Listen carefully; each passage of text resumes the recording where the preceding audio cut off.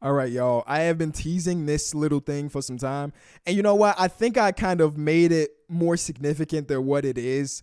Uh, Dang, and I hate when I do that because I know the expectations were high.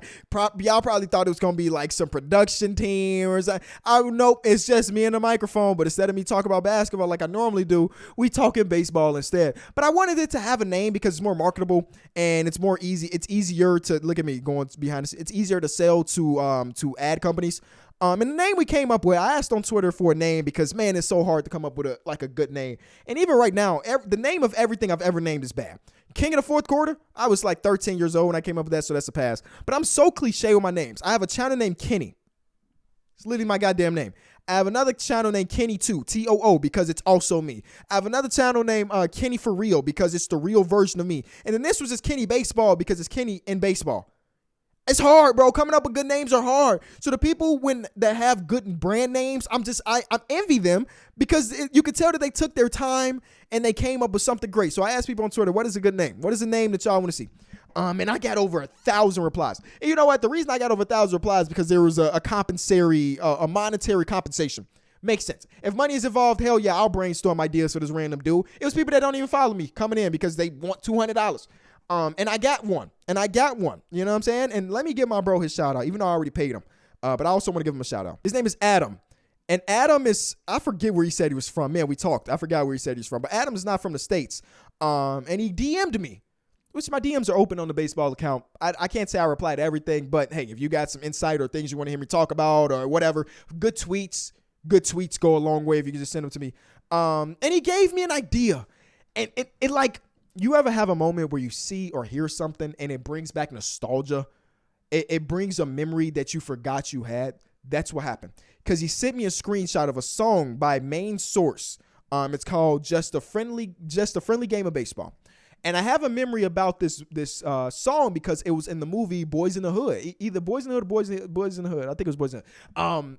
And I remember that song. And I remember my first time watching Boys in the Hood. And that song was catchy as hell. It's a song. It's a rap hip hop song from either the early 90s or the late 80s about police brutality. But it's not alliteration. It's a lot of similes and metaphors that tied into baseball. It's a great song with a great message.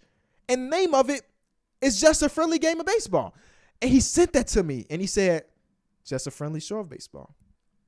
And if you watch my stuff, you know I also have a basketball podcast. It's called Through the Wire, named after the Kanye West song. So a lot of the things that I do as somebody that grew up in the inner cities of Chicago, as a lot of things that I do are inspired by rap and hip hop. So when bro brought this memory back of this classic hip hop song, I had no choice but to pick. It might not have been the best name. You know what I'm saying? There were some really good names in there, but the one that I felt most attached to, that felt most authentic to me, was Friendly Show of Baseball. So welcome to Friendly Show of Baseball. And I gotta say, I envy y'all that are able to watch multiple sports and like keep up with all things involved in multiple sports. Again, my main job is basketball, and we're in the beginning or the middle of the NBA playoffs.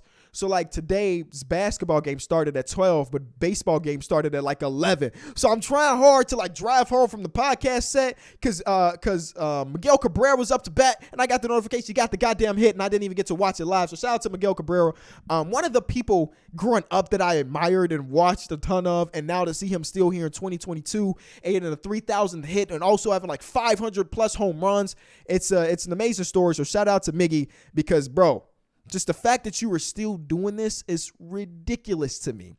And he's still doing it. And you would think that like he has a position on the team, but it's not like a legacy position. He's still a productive baseball player. You know what I'm saying? He's still a productive baseball player. MLB The Show, his speed might be 3, but he's still a productive baseball player at the age of 100.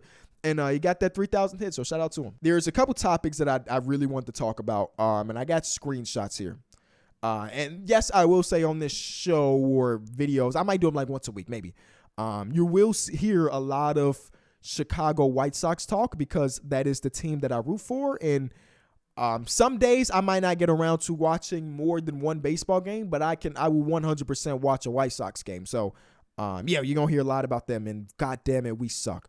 But there's a tweet right here by Fast. And Fast, I don't know if that's your first name or your last name, but it says, The tweet is basically talking about it being batting averages being at an all-time low, the lowest it's ever been since 1871. The slugging percentage is the lowest it's been since this many years, and so there's 56 players that are batting below 200. And this is from a day ago, and the goddamn Cubs put up football numbers, so maybe those numbers are a bit skewed now. But still, the ball is not flying out of the park as it nearly had done in the previous seasons, and people are struggling. And it's got a lot of people talking about what are the reasons? Should we be concerned? And then there are people, they're like, hey, last year we have very similar numbers, but the difference is the slugging percentage is down, right? The ball is not traveling out of the parks more. And I think that that's not very good for baseball and the growth of baseball. For me, as a guy that's still a casual fan but enjoy the game of baseball, I can sit through a game that ends up 2-1. But if you're trying to grow the game and get outside the markets of the people that already love the game, a 2-1 game, probably not doing it for people. So the fact that batting averages are down and the fact that the slugging percentages are down might be a little bit concerning when you're thinking about trying to grow this game globally. And I got a few notes here that I think are other things that contribute to the fact that it's at an all-time low. And there was this article on ESPN Plus. I think it was actually written by Jeff Passan, about just a bunch of different things. And one of the things that I took away from it is that pitching has changed dramatically in these last couple of years. For the first time in MLB history, the fastball accounts for less than 50% of total pitches. For the first time in the history of baseball, the fastball accounts for less than 50% of all pitches. The slider's at an all-time high, the off-speed at an all-time high, but people aren't throwing fastballs anymore, which is one of the that can contribute to the fact that the ball is traveling out of the park. There's a lot of technology right now, and I was listening to Talking Baseball for John Boy Media, and they had a very good 20 to 30 minute segment about pitching and how much more advanced pitching has become compared to batting. Because at the end of the day, listen, you can have the best trainers, and of course we got like exit velo, we got launch angles and stuff, like you can adjust your swing to make it more powerful. But I still think that pitching has more technology and more ability to impact the game. Think about it last year. These numbers were an all-time low last year, but that was because sticky stuff was around. And then sticky stuff went away, and boom, people hitting nukes again. What is the sticky stuff of 2022? Is it the humidors? I don't really know. But there's no thing that you could take away from the game to make the game feel even for the hitters. And I know it's probably bad for me to try to take the side of the hitter, but I do think that hitting nukes is fun. You know what I'm saying? I do think that it will help the game of baseball if the balls were maybe a little bit more juiced. I'm just saying. The technology for pitchers is absolutely crazy. They were talking about the Tampa Bay Rays in the Dodgers, and maybe it was the Dodgers, where a lot of the people on the staff have developed this pitch that the rest of the organizations don't even know what to name it. They are developing different pitches. We got people like Hunter Green, if you get rid of his last outing where he was barely hitting 100, that's hitting 100 at an all-time high. The average fastball rate has grown dramatically in just like 5 years' time. And the batters don't have the same type of thing to improve the evolution of the batter. Motherfuckers, they still hitting with the woods. You know what I'm saying? So I think that the pitching change has a lot to do with it. And I think the next thing that can account for it is, of course, the shortened spring. And that can go on the offensive or the pitching side of things, right? Shorter spring means less time to prepare, which means less prepared once a game comes around. Makes sense. The third thing that I have on my list is complete weather. It's cold in the United States. It feels like all over the map. Chicago just got its first 75 plus day today, and I think we get another one tomorrow. It's supposed to thunderstorm. It's been cold throughout the entire United States. And once things start to warm up, the balls are gonna get hit a little bit further. And the next thing I have on my list has to do with, I guess, the technology that we do have. You know what I'm saying? As baseball fans and the people that run the game of baseball, where I was scrolling through TikTok and I saw this TikTok, and it was basically a guy in some training facility, and he was just teaching you how to swing a bat, the effective way. It's teaching you how to swing a bat for the fences. And the comment section was like, this guy has no idea what he's talking about. He's teaching the kids the wrong thing. And then if you look at his account, he's like the batting coach for like Giancarlo Stanton, or maybe it was Aaron Judge. Like, he's the batting coach for some of the better power hitters in all of baseball. But then he's teaching this swing that maybe is not beneficial for 10-year-old Timmy that's trying to make it to the majors to have at this moment in time. You know, everybody is swinging for the fences. The entire Yankees lineup is predicated off hitting 1 million home runs. And if you're not hitting those home runs, we're probably not going to have an effective offense, right? There's not a ton of small ball. And I guess I'm contradicting myself just a little bit because I said I want to see the ball leave the park more. But small ball just doesn't happen often in the game of baseball. My favorite baseball player of all time is Ichiro Suzuki. He's like a king of the small ball. You know what I'm saying? A ball that should have been a single is a double, and he's going to steal a base. And now a sacrifice fly is getting him in. The small ball has kind of died. Today, maybe not so much because the Cubs put up 21 runs on 1 home run. So it's a lot of RBI singles there. But the small ball can you know what I'm saying, improve the game a little bit as far as getting more runs on the board. Everybody doesn't have to hit for power, but it just seems like to be the case. And I guess more people are hitting for power because the switch has been in place. I mean, the shift. It's hard to hit those gaps in the offense or in the defense when the defense is ready for those things, you know? And I guess we'll see how that plays out in the next couple seasons. But, like, everybody's swinging for the fences. And when you're not hitting for the fences, well, their batting average is going to be down. So, I don't know. Those are the things that are on my mind when it comes to this all-time low batting average thing. And it's hard, bro. It's hard because I've tried my hardest to try to push the game to, like, the viewers on my other channels. Like, I'll mention, I got this baseball channel. Go over there, subscribe if you're interested. Nobody's ever interested. And I try to figure out how the hell can we get to the point where, like, you can convert someone to a baseball fan. Because I think most people either have their mind set up. Either I like baseball or I don't. And I feel like it's hard to convince somebody to like baseball. I think you can convince somebody to become a football fan. I think you can convince somebody to become a basketball fan. But baseball is just that weird one where it's like, man, it's going to be hard to convince them. It's going to be hard to convince the younger people coming up that baseball is a sport that you should pay attention to while the NBA playoffs are on. And how do we do that? You know what I'm saying? We have players in the league that are likable guys that are very good at what they do. But I just don't know. I'll try to do my part, my small part. And like when my daughter's old enough, we're taking her to a bunch of games, or my future son, hopefully, fingers crossed, I get a son one day. He's going to play Little League from the earliest he can and try to get him to love the game of baseball. But even then, I feel like a lot of people around America have played either softball growing up or baseball growing up, but then they just stop. You know what I'm saying? What it is, T-ball. You start off in T-ball, and then you get to the old enough where it's pitched to you, and you're like, I don't like this anymore. How do we get more people to just enjoy the game of baseball? I don't really know. You know what I'm saying? And I don't know what the numbers say. I don't know how viewership is. I haven't looked into those type of ratings. But it feels like, whether it be on my timelines and stuff, people aren't watching the game of baseball as much as I think they should. Because again, it's fun. All right, let's give y'all this segment about the Chicago White Sox, because boy, I'm a little bit afraid, man. I'm a little bit afraid. Last season, I think we started off at a record of 6-8 as well. But right now, this team looks and feels completely different. It is no help that I saw this tweet and I didn't even realize how true it was. All of our starting outfielders got injured running out a routine ground ball. Today, Eloy Jimenez tried to run through something because the day before there was a play where a man was on first. I don't remember who it was. And Eloy grounded to like shortstop or third base. And, the guy at third base or shortstop fumbled the ball, but Eloy, he wasn't sprinting through it, so he got out.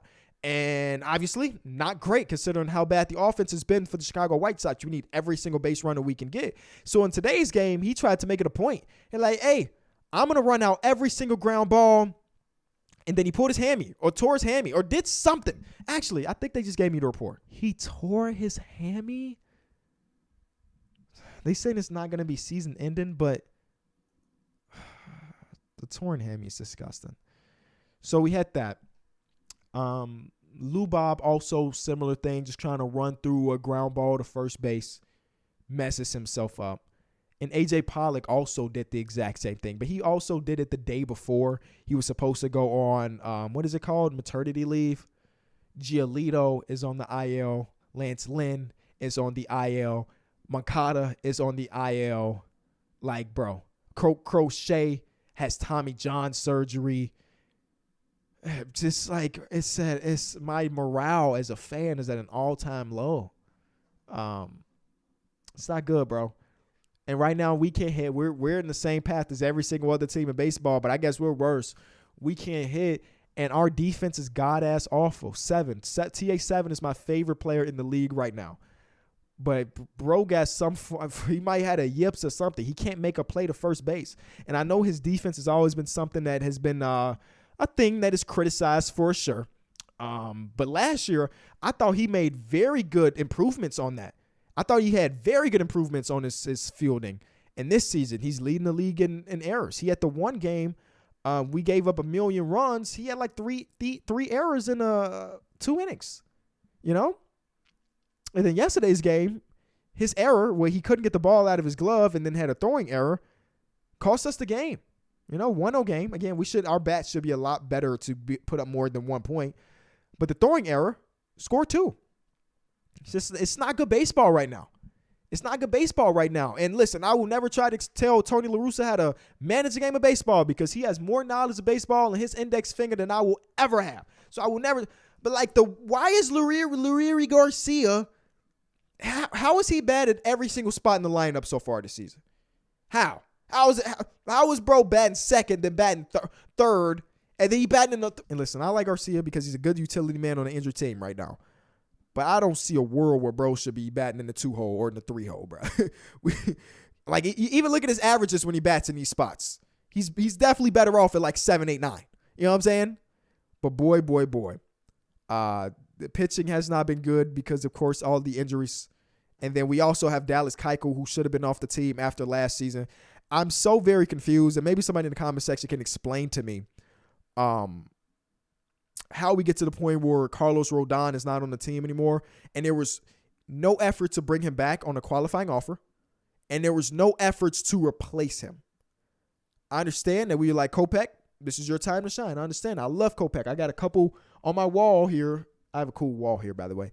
A case of some of my favorite graded cards. I got a couple signed Kopechs in here. You know what I'm saying? I'm very high on Kopech.